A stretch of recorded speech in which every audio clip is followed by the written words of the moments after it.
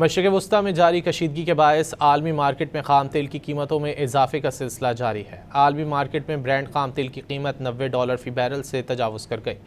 Brent crude की कीमत $1.9 इजाफे से $9.42 की सतह पर पहुँच गई। दूसरी जानिब WTI खाम तेल की कीमत भी $1.57 इजाफे के बाद $83.97 फ़ी बैरल तक पहुँच गई। मशरिक़ वस्ती में जारी कशीदगी के बायस आलमी मार्केट में खाम तेल की कीमतों में इजाफे का सिलसिला जारी है। आलमी मार्केट में ब्रेंट खाम तेल की कीमत $90 फ़ी बैरल से तजावुज़ कर गई। ब्रेंट क्रूड की कीमत $1.9 इजाफे से $9.42 की सतह पर पहुँच गई। दूसरी जानिब WTI खाम तेल की कीमत भी $1.57 इजाफे के बाद $83.97 फ़ी बैरल तक पहुँच गई।